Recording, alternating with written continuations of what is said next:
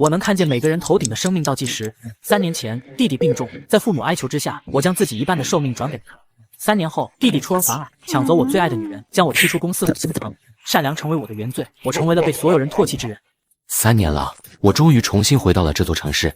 亲戚都知道我在江家不受宠，一个个看我的眼神很看不起，我的父母更是不重视我。今天是木鱼的接风宴，不过犬子无能，不提也罢。公司没经营好也就算了，怎么回来连话都不会说？木鱼，你不知道跟长辈打招呼吗？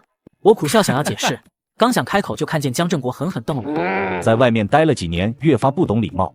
你要是有你弟弟一半省心，我也不至于这么累。吉丁站起来，趾高气昂地走到我身边，居高临下敬酒。大哥，欢迎你回来。这3年你在分公司也辛苦了，不过没什么建树。从明天起，你就不用再去公司了，我会每个月给你打一笔生活费，你好好休息吧。这是要将我彻底踢出江家吗？众人同时盯着我和吉丁，气氛变得尴尬。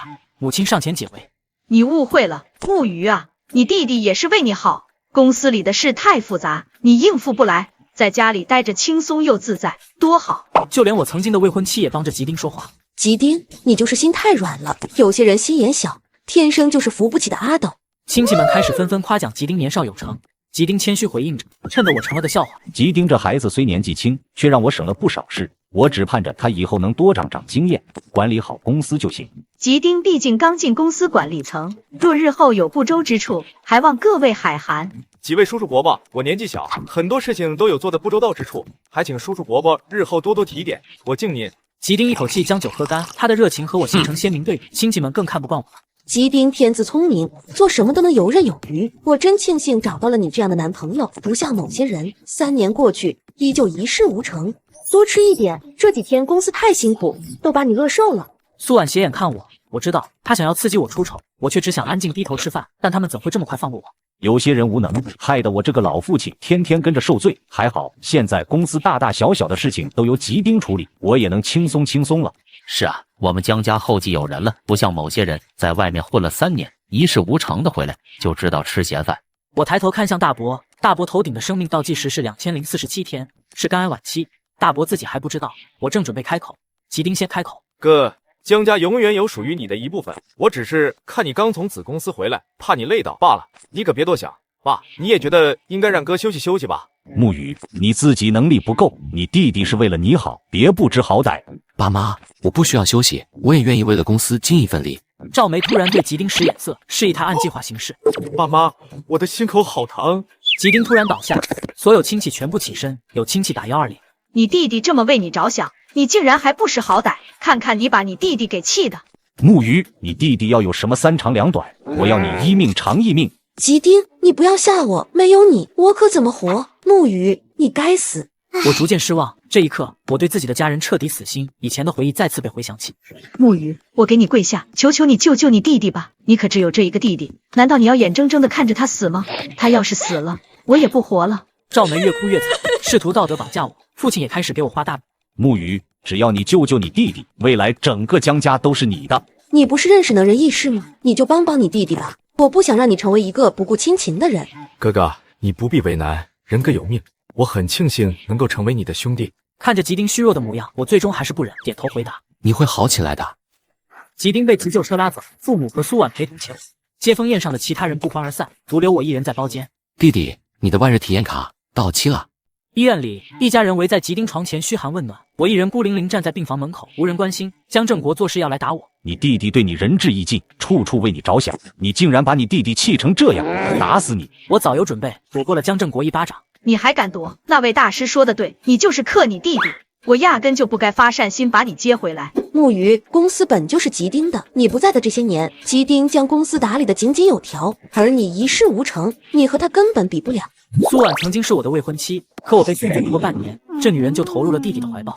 你曾经是我的未婚妻。实话告诉你吧，我一开始喜欢的就是吉丁，要不是当初看你还有点本事，我早就把你给踹了。和你在一起的每一秒，我都觉得无比恶心。当年我曾请大师算过命，大师说你的命格和吉丁的命格相冲，只有你离开，吉丁才能好起来。我没有回答，显然是不同意的。赵梅把希望放在江振国身上，她开始哀求江振国。郑国，吉丁这些年在公司战战兢兢，从没出差错，现在却被木鱼克成这个样子。反正木鱼也没本事，公司给他也无益，不如直接把他送走，每个月给一笔生活费就是了。听到了没有？还不赶紧给我滚！不识好歹的东西，以后我就当没有你这个儿子。爸妈，你们别逼哥哥走，哥哥对我还是很好的。吉丁，他把你克成这样，你还替他求情，你实在是太善良了。有些人根本就不配你为他这么做。我攥紧拳头，眉头紧皱，因为我知道面前的这几个人想要将自己赶出公司。你们忘了之前答应我的那些条件吗？什么条件？我们不是都已经拿那笔钱补偿你了吗？你弟弟被你克成这个样子，你还不肯走？你是掉钱眼里了吗？见我不肯离开，赵梅装作跪下的样子，准备道德绑架。木鱼，你就走吧，实在不行，我给你跪下。病房里，赵梅想要跪下，苏婉一把将其搀扶，两人开始演戏。木鱼，你简直不孝，伯母都跪下来求你了，你还不愿意离开？你不就是图公司的那些钱吗？掉钱眼里的东西，为了钱连自己弟弟的身体都不顾，我没有你这种儿子，马上给我滚！吉丁趁机在旁边假装理解，实则想逼我离开公司。爸妈，你们别为难哥哥了，既然哥哥想要公司，那就让他继续进公司吧，我没事的。你把你弟弟害成这个样子，你弟弟还在替你说话，像你这种狼心狗肺的人，没资格进公司。赵梅对吉丁使眼色，示意他继续按计划进行。爸，身为弟弟，我应该帮哥哥完成梦想，我愿意把我的位置让给哥哥。你弟弟年纪这么小，还这么懂事，你对得起你弟弟吗？给我滚！我不想再看到你。你和你弟弟命格相冲，这里实在不能留你。不过你放心，我们每个月都会给你打钱，不会让你受委屈的。何必惺惺作态？你们都食言了。当我提起诺言的那一刻，病房里的人全部恼羞成怒。木鱼，你这3年在外面是不是脑子坏掉了？说什么胡话？该不会是嫉妒吉丁的疯病了吧？吉丁将公司处理得井井有条，你却毫无建树，每月给你打钱就已经算是善待你了。别敬酒不吃吃罚酒。木鱼，怎么跟你弟弟说话的？没大没小，还不赶紧的向你弟弟道歉？这都是你们逼我的。我猛地睁眼，将意念集中在吉丁头顶上的数字，鲜红的1001开始剧烈闪烁，数字倒退流失了2000天。吉丁突然开始脸色惨白。吉丁，你怎么了？是不是哪里不舒服？你这倒霉鬼，还不赶紧的离吉丁远一点！生命检测仪发出低声，各项指标迅速减弱。吉丁倒在床上剧烈喘息，吉丁倒在床上抽搐，父母迅速围上前。怎么回事？脸怎么这么白？是不是旧病复发了？我不知道，我突然觉得好累，心跳的好快。怎么可能旧病复发？医生早就说他彻底痊愈了。我饶有兴趣地看着面前的一幕，意念一动，数字流失的速度慢了下来，吉丁的状况稳定了一些。木鱼，是不是你？你刚才做了什么？你是不是诅咒他了？我就在你们眼皮底下，能做什么？可能是他自己的报应到了吧。家门不幸，他可是你弟弟，你怎么能这么说他？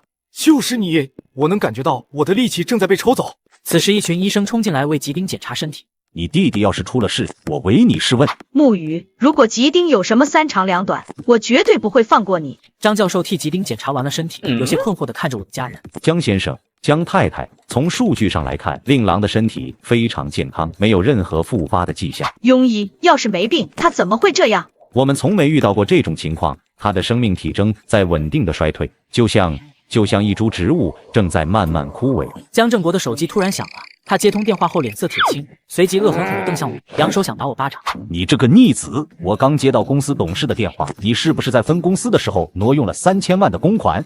所有人齐刷刷看向我，装出生气的样子。我却明白，他们不只想把我踢出核心层，还想用一个罪名将我彻底踩死。木鱼，你实在太不像样了，克你弟弟也就算了，现在还挪用公款，你对得起江家对你的栽培吗？木鱼，你果然是个祸害，偷公司的钱还想要害你弟弟，你就是个白眼狼。哥哥挪用公款可是犯法的，你还是向爸妈低头吧。挪用公款，爸，你说话要讲证据。江振国从公文包里抽出一份文件，砸在木鱼身上。证据，公司的账目查得清清楚楚。3年前你刚到子公司，就有一笔3000万的资金不知所踪，经手人是你，你还有什么好说的？不顾手足，贪污纳贿，江家怎么就培养出了你这样的人？我捡起文件随意翻了翻，账目确实做得天衣无缝，所有的证据都指向我。原来从我被发配出去的那一刻开始，他们就在给我挖坑。木鱼，我已经报警了，你就等着去坐牢吧。我弟弟现在这样，你们觉得报警抓我有用吗？少在这里装神弄鬼，警察马上就到，我看你还怎么嚣张！我没再跟他们废话，意念再次锁定吉丁，原本匀速下降的生命倒计时如瀑布般狂泻。吉丁，你怎么了？你不要吓唬妈妈。病人生命体征急速下降，心率快掉到40了，快准备除颤。生命监测器滴滴作响，医生护士乱作一团，家人全部慌乱，他们死死地盯着我。是你，真的是你，你到底做了什么？现在还报警吗？木鱼，求你，我求你，你救吉丁，妈给你磕头了。想让我救他？想，你要什么我都给你，只要你救他。我意念一动，数字的流失暂停，吉丁的生命体征暂时稳定。我冷眼看着家人。第一，那3000万的窟窿，你们自己想办法填平，并且对外宣布，那是我为公司立下的功劳。你这不孝子，你是掉钱眼里了吗？我看向吉丁，江正国立马怂了。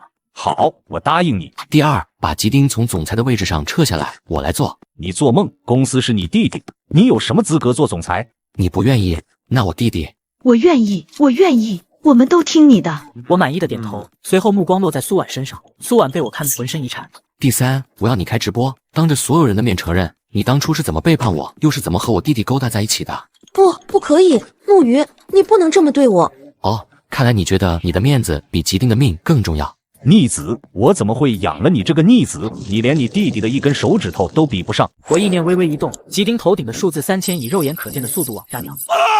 我直播，我愿意直播，求求你别再折磨他了，我愿意把一切都说出来。不要伤害你弟弟，我什么都答应你。既然如此，爸，那就给公司的董事们打电话吧，就说要召开紧急董事会，宣布新的任命，我给你半小时的时间准备。你这个逆子！半小时后，江正国召开紧急董事会。今天召开大会是因为吉丁身体有恙，不能再担任总裁一职，接下来总裁一职将由我的大儿子木鱼担任。江董，这也太儿戏了吧！木鱼他有什么资历？就是他在分公司3年，业绩平平，还传出了挪用公款的丑闻。我们不同意，这件事情已经决定了。江董，木鱼想要成为总裁也可以，他至少需要有资历。3年以来，他做的丑事还少吗？吉丁一直干得不错，3年来把公司打理得井井有条，业绩稳步增长。木鱼拿什么跟他相提并论？我听着董事们的侮辱，心中冷漠。看来在我离开公司的这些年，吉丁他们没少往我身上抹黑。木鱼一回来就搞出这么大的阵仗，他连吉丁的一根手指头都比不上。就算吉丁真的生了病，我们也能撑住，等他回来。木鱼想当总裁，做他的白日梦吧。江正国被质问得满头大汗，无法解释。我走上前，出现在镜头里。各位董事，我知道你们的顾虑，关于挪用公款，是我父亲搞错了，那笔钱被我用来投资了一个海外新能源项目，目前该项目已经进入了回报期，预计第一笔收益在3个亿以上。对，是我搞错了，我会将合同发到群里，大家看一看。我将一份伪造的合同发到了群里，董事们看到合同和预估收益，瞬间安静了，但仍有人看我不服。就算这是真的，你的能力也有待考证，总裁的位置不能这么轻易交给你。3000万的投资换来3个亿的收益，吉丁能做到吗？刘董事能做到吗？吉丁干得好好的，你刚回来就把他踢出去，这是当大哥的该做的吗？我弟弟生病了，接下来需要卧床静养，我这个当大哥的帮他分担一些工作，这不是应该的吗？你就是在抢词夺理，吉丁的能力比你大多了，你给他提鞋都不配。我看着视频里的刘总，他头顶的生命倒计时为183天。刘董，最近是不是总觉得胸闷，左臂发麻？别不当回事，你不是简单的冠心病，你的左心房里长了个东西，再不去做个详细检查，我怕你撑不到过年。还有谁有意见吗？董事们不敢说话，不敢与我对视。通过刘董的表情，他们知道我说的是真的。我以最小的代价震慑住了所有人。很好，过几日我会去公司进行交接，大家提前做好准备。如你所愿，我会带你去公司交接，你以后不许再迫害你弟弟。吉丁要是再有事，我拿你试问。别急，这只是开胃菜，你们从我这里拿走的，我会一点一点让你们还回来。该你了，苏婉，开始吧，把你做过的好事一件一件的说出来。不，你不能这么对我，我是爱过你的，你难道想让我身败名裂吗？你说的话真让人觉得恶心，你也配说爱？我直起身，走到苏婉身边，拿出手机打开公司账号的直播页面，直播间瞬间涌入1000人。木鱼，你别欺人太甚。是你来说，还是我帮你说？我看了一眼吉丁，生命监测仪再次发出滴滴声。我说3年前木鱼被派去分公司，此时门被突然踹开，一位老人在保镖簇拥下走进来。刚才是谁在判断刘董事的病情？秦老，您怎么来了？秦老是国内心脑血管领域的泰斗，他早年退休，轻易不露面，显然是刚才董事会上的事情惊动了他。到底是谁？秦振云环视一周，最终将目光定格在我身上。我平静地与他对视。是我。年轻人，医学都没有鉴定出来，你怎么知道他左心房里有东西？我猜的。你是觉得老爷子我好糊弄吗？猜的。那这个呢？刚才心率掉到了40，我们用尽办法都拉不回来。你一出现它就稳定了，这个也是你猜的。木鱼，你到底是什么人？父母看出秦振云对我的敌意，两人眼前一亮。木鱼，我真是把你惯坏了，整天只知道装神弄鬼，现在还想糊弄医学界泰斗，还不实话实说。我这大儿子从小就爱撒谎，眼里只有钱。秦老不要跟他一般见识。手机突然响动，是好友阿哲打来的电话。我接通电话，哥，不好了，我刚查到一件事，3年前你不是替吉丁顶了车祸的罪吗？那个被撞的人就是秦振云的亲孙女。我的心脏猛地一沉，原来秦振云出现在这里根本就不是巧合，他是来寻仇的。怎么刚才这么嚣张跋扈，现在不敢说话了？木鱼，你能力不够，难道连做人都不会？敢在秦老面前撒谎，我怎么生了你这个逆子？小子，这2件事要是解释不清，我有办法能让你们永远走不出这个医院。3年前，吉丁醉驾撞了人，受害者下半身瘫痪。为了不让吉丁的前途受影响，我背上了肇事逃逸的罪名，被判3年。江家人则买通关系将我送到公司服刑。可他们忽略了受害者的爷爷是秦振宇。怎么不说话了？你在心虚什么？秦老，我不明白你的意思。不明白？3年前海滨路的那场车祸，肇事司机是不是你？江正国赵梅眼神慌乱，四肢僵硬。秦老，您说什么呢？是不是有什么误会？误会？我孙女在病床上躺了3年，你跟我说是误会？江正国，你们江家好大的手笔，竟然能把黑的说成白的！秦振云猛地一挥手，保镖立刻上前将病房门堵住。今天你们谁都别想走！秦老，我们对这件事情毫不知情。木鱼，你还不出来解释解释？木鱼，我不管你用了什么妖术控制住吉丁的生死，现在我给你2个选择：第一，去我孙女跟前跪下认罪，带我去该去的地方把牢底坐穿；第二，我让吉丁现在就死。秦振云作为这家医院的创始人和绝对权威，他有无数种方法让吉丁无效抢救而亡。秦老饶命啊！那件事情真的不关木鱼的事，是。闭嘴，木鱼，你就认了吧，你是哥哥，你应该护着弟弟。你弟弟就是被你克成这个样子的，你不能再害他了，快认罪！秦振云冷笑：3年前的肇事司机到底是不是你？秦老，是我教子无方，我们愿意赔偿，多少钱都可以。赔偿？我孙女的腿是多少钱能换回来的？她的未来是多少钱能买回来的？我只数3声：3。江正国要救吉丁，更要救江家，所以他选择抛弃我。木鱼，你快认了，算妈求你了，你再救你弟弟一次。2。木鱼，你听见没有？这个家不能没有你弟弟。1。看着那一张张丑恶的嘴脸，我心中最后一点温情消散殆尽。好，我认。做了坏事就得认，这才是我的好儿子。你克了你弟弟这么多年，现在就算是给你弟弟积点阴德吧。原来你就是个逃逸犯，你果然比不上吉丁的一根手指头。果然是你，我要让你牢底坐穿。等等，让我认也可以，我有个条件。你没有资格谈条件。是吗？我微微一笑，目光转向病床上的吉丁，他的生命倒计时又开始往下掉，整个人更加虚弱。你在威胁我？还从来没有人敢这么威胁过我，你不怕吗？一个条件换你孙女沉冤得雪，这很值得。你说吧。我要见你孙女秦可，而且要单独见。秦振云瞬间警惕。我只是想亲口对她说声抱歉。怎么，秦老怕我对一个坐在轮椅上的女孩子不利吗？好，我答应你。但如果我孙女有任何意外，我会让你们整个江家陪葬。一言为定。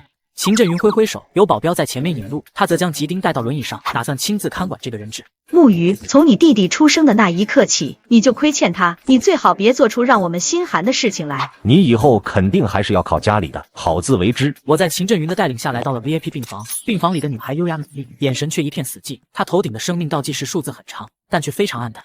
你是爷爷，你带他来干什么？可可，他说想要亲口向你道歉。道歉？你觉得一句道歉能换回我的腿吗？滚出去！我不想再看到你。可可，你别着急。秦老，别忘了我们的约定。秦振云犹豫了一下，最终关门退出，病房中只剩下我和秦可。我知道你恨我。我不是恨你，我是恶心，恶心你这种敢做不敢当，用钱和权势来践踏法律的懦夫。木鱼，我查过你，3年前你是天之骄子，名校毕业，前途无量。我不懂你为什么要自毁前程，去做这种事。如果我说撞你的人不是我，而是我的弟弟呢？秦可满脸震惊，我的话让秦可彻底愣住，他手足无措地看着我。你说什么？开车的人是我的弟弟吉丁，我替他顶了罪，作为交换，我们江家赔偿了你一大笔钱，并动用关系让你爷爷查不到真相。你为什么要告诉我这些？因为我想跟你做一笔交易。秦可因紧张而呼吸急促。什么交易？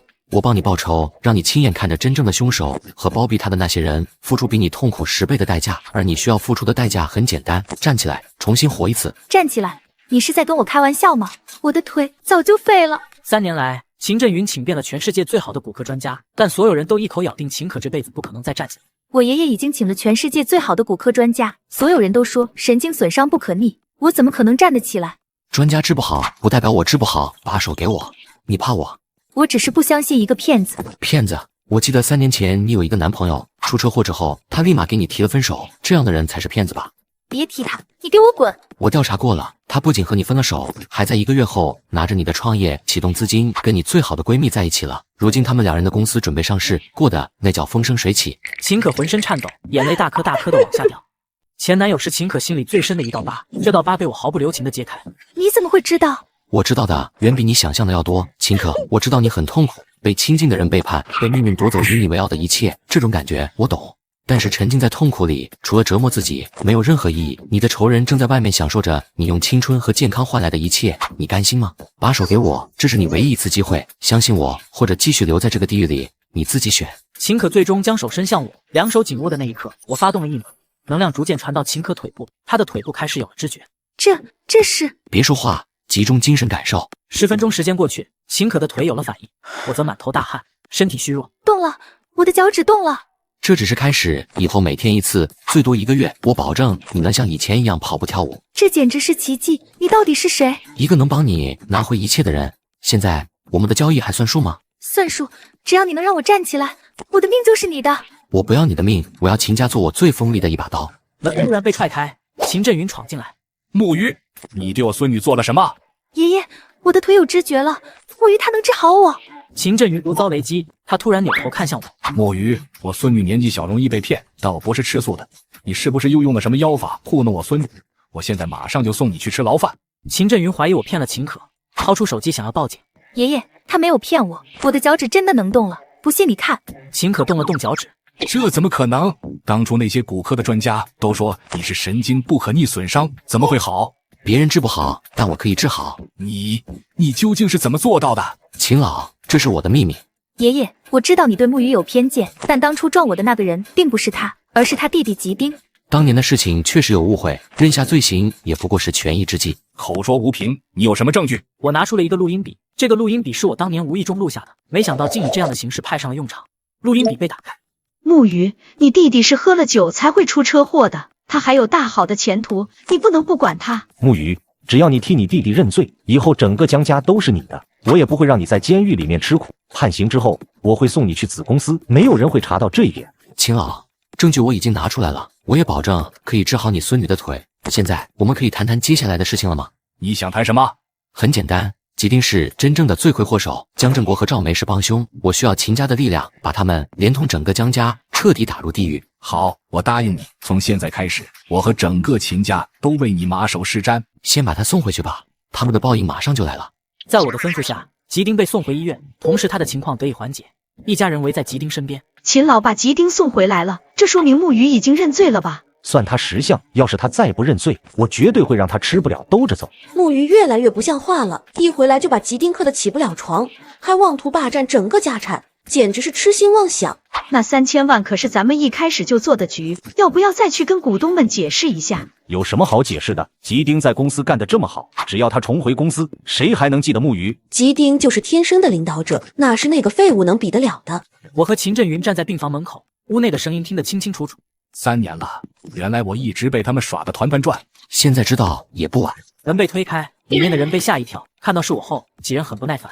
木鱼，你躲在那里干什么？什么时候还多了偷听的毛病？不孝子，从小教给你的礼仪去哪里了？跑到医院里面来偷听，你不觉得羞愧吗？整天只知道小偷小摸，怪不得出了事只会逃逸，没担当的废物。秦振云跟着走了进来。江家还真是气势逼人，医院是你们家开的吗？秦振云的出现把家人吓了一大跳，所有人立马谄媚讨好。秦老，我只是在教育我儿子而已，没有想在您的地盘上耀武扬威的意思。秦老放心，我们江家不是不讲道理的。既然当初是木鱼撞了您的孙女，那我们便把她交给您处理。你个逃逸犯，等着牢底坐穿吧。我坐不坐牢与你们无关，不过苏婉之前的直播好像还没有完吧？你疯了吗？马上就要锒铛入狱了，你难道还想要跟家里彻底闹掰？木鱼，苏婉是个优秀的姑娘，你自己守不住，也不能怪人家去奔赴更好的人吧。木鱼，监狱里没你想的那么简单，你以后肯定还是要靠着家里的，别办糊涂事。家人都以为我要锒铛入狱，故意当着秦振云的面对我冷嘲热讽。关键时刻，秦振云站了出来。既然当初是我打断了直播，我理应要求苏婉重开直播。秦老，我没有得罪你吧？怎么，你不愿意？别忘了，吉丁的命还在我手上，快开！我在旁边做好准备，打开直播间。苏婉被秦振云吓得不敢反抗，直播间人数过千。3年前，木鱼被派去分公司后，我觉得他没有前途了。吉丁在此时来找我，说他才是江家的继承人，只要我跟他在一起，他会给我想要的一切。所以我背叛了木鱼。为了让木鱼彻底没有翻身的机会，我们联手散布谣言，说他坐牢是因为强奸未遂，想让他身败名裂。直播间骂声一片。直播结束后，苏婉直接晕倒。家丑不可外扬，我怎么有你这样的逆子？你这是想逼着我和你弟弟去死？你真是好狠的心！别哭了，再吵到弟弟就不好了。爸，记得明天带我去公司里面交接工作。我和秦振云转身离开。第二天，江正国带着我以新任总裁的身份踏入集团总部大楼，所有人对我指指点点。他就是那个被发配了3年的大少爷，听说在外面犯了事，怎么突然就成总裁了？小道消息，听说是他把吉丁气得住院了，而且用这个威胁了董事长。江正国带我进办公室，却在门口处被几个股东拦住。木鱼，你的经验不够，之前又一直没在公司，你不能做这个总裁。吉丁之前做的一直挺好的，公司业绩蒸蒸日上，规模更是扩大到了之前的几倍。没有吉丁，我们根本无法拿下城西的那个项目。你那个项目的回报率可是远远比不上吉丁项目的回报率，你给他提鞋都不配。木鱼，既然公司里有这么多人反对，看来今天这个任务交接不成了。你们这么义愤填膺，想必已经看过公司最近这段时间以来的财务报表了吧？吉丁为了漂亮的业绩盲目扩张，投资了好几个烧钱却毫无回报的项目，以至于现在的资金链无比紧张。现在的集团就是个被吹大的气球，一戳就破罢了。员工们难以置信，我直接甩出之前调查到的文件，几名员工争相传阅，个个面露惊恐。江正国见状发怒：刚来集团就把公司搅和得人心惶惶，你是生怕集团不黄吗？还不跟我进办公室？江正国收起文件并进入办公室。公司的财务状况一直很好，你去查什么财务报表？财务报表怎么能随便给员工看？既然要担任总裁，当然得先了解集团，员工也是集团的一份子，他们有权知道集团的发展情况。你弟弟很有能力，公司运营得很好，不劳你操心。你想当总裁也可以，在公司里挂个名就行了。你没有能力管公司，是吗？城西那个地产项目已经停工3个月了吧？银行的贷款下个周期就到了，5个亿的窟窿，你填得上吗？江正国眉头紧皱，这是公司的最高机密，你怎么知道？我知道的可不止这些，你背着董事会拿公司的钱去炒期货，亏空了整整2个亿，这件事刘董事他们应该还不知道吧？你伙同我弟弟转移公司财产，将大额资金占为己有，董事会也不知道吧？江正国彻底站不住，他终于意识到我是有备而来。你到底想要干什么？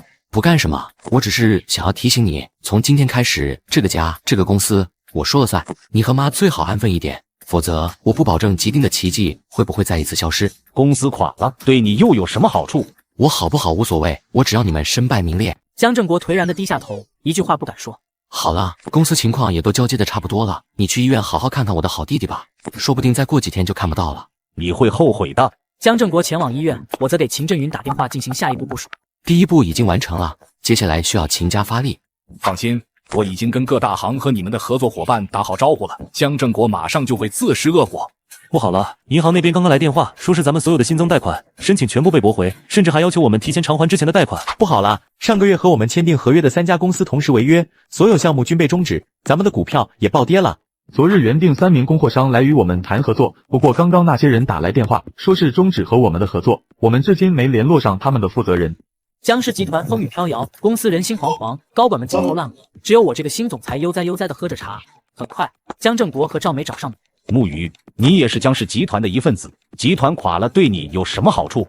听说银行和之前的合作伙伴都是受到外部压力才拒绝与我们继续合作的。木鱼，这到底是不是你干的？不孝子，我怎么养了你这么个不孝子？你们的好儿子吉丁呢？怎么不让他出来力挽狂澜？木鱼，这都是你逼我的。江正国突然打开办公室的大门，赵梅顺势哭着跪倒在我脚下，外面的员工都看到了办公室里的场景。木鱼，我知道你一直嫉妒你弟弟能力强，得公司股东的信任，可你不能把怒气发泄在公司上。木鱼，算妈求你了，收手吧！我和你爸将你辛苦养大，你不能当白眼狼。员工站在门口朝办公室张望。我知道你嫉妒你弟弟，但你不能毁了江家，这是你父亲一辈子的心血。我父亲，他什么时候尽过一个父亲的职责？逆子，你是想要气死我吗？如今银行催缴的账全都是你和我弟弟欠下的，这笔账我是不会还的。你们天天像狗皮膏药一样赖在我身上，实在太让人厌烦。我现在当着众人的面宣布，我要与你们断绝血缘关系，一切罪孽都是你们自己做下的，我要你们眼睁睁看着自己一辈子的心血毁灭。保安呢？还不赶紧把闹事的轰出去！2名保安出动，他们架着江正国和赵梅的胳膊，将2人抬走。旁边有股东着急追问：江总，账上的钱对不上，再这样下去，咱们是要破产的。江总，你得想想办法，公司员工可都在靠着你们呢。逆子，我怎么生下你这种逆子？木鱼，你就是个白眼狼！2人双双被气晕，员工手忙脚乱将他们扶上救护车。经此一事，公司员工不敢轻视我，连股东们都高看我一眼。晚上，苏婉突然来到公司，她化着精致的妆，穿着短裙。木鱼，我们谈谈。我们之间还有什么好谈的？我知道你恨我，恨吉丁，但你不能毁了江家，这是你父亲一辈子的心血。我父亲？你不知道我已经跟他们断绝关系了吗？你别说气话，我知道你不是那种狠心的人。你父亲都被气晕了，你难道想家破人亡？父亲在我被他当成垃圾一样牺牲掉的时候，他有想过我是他儿子吗？苏婉尴尬，她伸手拽我的胳膊。木鱼，我知道错了，我们重新开始好不好？我还是爱你的。吉丁他只是一时糊涂，他给不了我想要的，我想要的只有你。滚！你木鱼，你别太过分，你别以为我不知道，你做的这些事情都是秦家在后面帮你。你以为秦家为什么帮你？还不是因为你用那种妖术控制了秦可？你真以为自己能控制一切吗？你不过是秦家的一条狗。说完了吗？你说完就滚出去。苏婉满脸震惊，我直接按下内线电话。保安，把这位女士请出去，以后不准她再靠近这栋大楼一步。你以前从不会这么对我的，你怎么变成这样了？保安进入办公室，准备将苏婉带走。苏婉强行扒着门框。木鱼，我刚才说的都是真心话，我只不过是不小心鬼迷心窍，所以才做了那些事。你不是最爱我了吗？你为什么不能原谅我？这位女士，请你出去。木鱼，你这个魔鬼，你不得好死！苏婉被保安扔在雨中，滂沱大雨将她淋得无比狼狈。公司里不少人都看到了她。这不就是那个给咱们总裁戴绿帽子的女人吗？还以为咱们总裁能看得上她，也不看看自己是什么货色。上次直播有成千上万的人看到了，谁不知道她是个出轨女？我把她录下来发到网上去。苏婉忍受不了诧异目光，最终狼狈而逃。我在楼上注视着这一幕，拿起手机给秦振云打电话。秦老，帮我调查一下苏婉，我要让她毫无退路。放心，这女人跑不了。谁呀？不好意思，苏女士，鉴于你的个人行为在网络上造成了极为不好的影响，公司这边决定解雇你，你明天不用来公司了。电话被挂断，苏婉刚想骂，电话又响起。谁呀？之前看你人模人样的，没想到你竟然是个狐狸精。我已经刷到你做的那些事，限你2日之内从我的房子里搬出去，否则别怪我不客气。电话再度被挂断，走投无路的苏婉只能打电话给吉丁，可电话迟迟没被接通，苏婉崩溃晕倒。此时吉丁自顾不暇，医院中。江正国和赵梅2人手机不停地响起。完了，这下子全完了，集团的资金链已经彻底断裂，几个亿的债务根本就还不清，公司马上就要到破产清算的边缘了。正国，公司到现在这个地步，都怪木鱼那个白眼狼，他怎么不去死？爸妈，现在唯一能拯救集团的就只有木鱼了，听我的，咱们现在就去找他一趟。对，木鱼最心软，他肯定不会对我们不管不顾的。江家别墅，3人齐刷刷跪下。木鱼，爸求你了。收手吧，公司是把一辈子的心血，不能就这么毁了。木鱼，妈错了，妈以前是猪油蒙了心，你才是我们江家的希望。吉丁他什么都不是。大哥，我错了，公司我不要了，都是你的，求你别再拿走我的时间了，我还想活。我坐在沙发上，居高临下的看着他们，这种场景何其熟悉，不只是下跪的人换。现在知道求我了。当初把我像垃圾一样扔出去，给我挖坑，想让我永世不得翻身的时候，你们怎么没想过有今天？是我们不对，我们混蛋。木鱼，只要你肯救公司，从今往后，我这条老命都是你的。你的命我没兴趣，不过想让我救公司也不是不行。我要你们召开记者发布会，把3年前车祸的真相公之于众。3人眼睛盯着我，脸色比死人还难看。3人脸色巨变。我站起来，居高临下的看着他们，让吉丁当着全天下人的面承认他罪加肇事，而我是替他顶罪的那个无辜者。你们2个也要承认自己是如何包庇罪犯、陷害儿子的。不行，这样吉丁就全完了，他要去坐牢的。没错，这就是他该付出的代价。木鱼，你当初不是也没坐牢吗？事情都已经过去了，你和吉丁可是骨肉至亲。你错了，我早就和你们断绝了关系，你们还不配说至亲这2个字。木鱼，你这是要逼死我们啊！我就是在逼你们，你们当初不也是这么逼我的吗？现在我只是把你们施加在我身上的一切原封不动的还给你们而已。大哥，你从小到大是最疼我，你忍心看我去坐牢吗？你们不是也忍心一次次的算计我？我的未婚妻还是被你抢走的，你觉得我还会心疼你吗？我无心争辩，转身想要上楼。江正国突然拿出一把刀架在脖子上。我知道你恨我，要不然你杀了我吧。只要你愿意放了吉丁和公司，我把命给你。我对你的命可没有兴趣，给你们1天时间考虑。明天这个时候，如果我没有在新闻上看到我想要的内容，那么江氏集团破产，吉丁死。我转身上楼，身后传来3人的哭嚎声。第2日中午，秦振云突然找到了我。可不见了。秦振云站在我身边，他气得浑身发抖，似乎随时要晕倒。就在这时，我的手机响了起来，是吉丁打来的。木鱼，你在短时间内将集团击退，靠的不就是秦家的势力吗？秦可现在在我手上，你敢不管他的死活吗？你想要怎样？我和秦可现在在郊区那个废旧化工厂，给你半小时的时间，记住要一个人来。这群丧尽天良的东西，我今天就算是拼了这条命，也要将他们碎尸万段。秦老，别急，他们既然想玩，我就陪他们玩到底。我独自一人开着车来到了约定的化工厂，才刚走进去就被几个拿着钢管的混混围住了。苏婉和吉丁以及父母从不远处走来。木鱼，你终于来了，我还以为你不敢来呢。放了他，放了他，可以啊。你先过来把吉丁的病彻底治好，让他再也不会受你们的控制。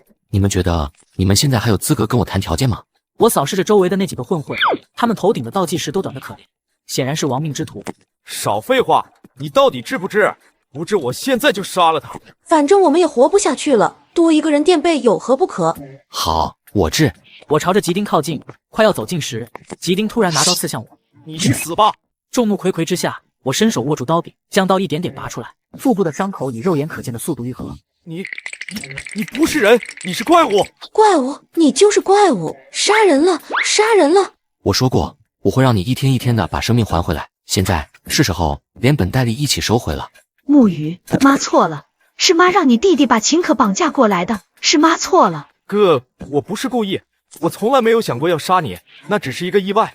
木鱼，那可是你弟弟，你难道想杀了你弟弟吗？儿子，我们什么都不要了，我们马上去召开新闻发布会。晚了，世上没有卖后悔药的。不！吉丁头顶的数字瞬间开始狂泻，最终归零。他的身体迅速干瘪，皮肤布满了皱纹和老人斑，头发瞬间花白脱落，惨叫一声后没了气息。怪物，不要杀我，不要杀我！儿子，你快起来，你不要吓唬妈，妈还等着你养老，妈还等着给你看孩子。没了，全没了。3人举止行为疯疯癫癫，我将秦可抱起，带着他远离了是非之地。谢谢你，你是我的恩人。你不害怕我吗？我为什么要害怕你？你是上天送给我的礼物，我喜欢你。秦振云带着手下在不远处等待，看到我之后，他赶紧朝我跑来。可可，你没事吧？你吓死爷爷了。没事，木鱼又救了我一次。此事是我的家人所为，我当然要负责到底。秦老，里面那3个人的精神状态怕是不正常了，麻烦你帮我处理处理。这是简单，我手下还有好几个精神病院，精神病就应该待在精神病院。他们先伤我孙女，后又绑架我孙女，我们这么有缘，我当然得好好的照顾照顾他们。秦老，接下来我会每天给秦可治疗，1个月后，她可以像以前一样正常跳舞。只要你能让我孙女重新站起来，我们秦家所有的产业全部都是你的。我也是你的。我和秦可相视一笑，秦振云立马明白了我们之间的感情。1个月后，秦可的腿大好，我们举办了盛大的婚礼，各界名流全部应邀前来。我承诺，无论岁月如何流逝，我都会珍惜我们在一起的每一刻，我们的心将永远相连，永不分离，直到生命的尽头。我愿与你携手共度春夏秋冬，永不分离。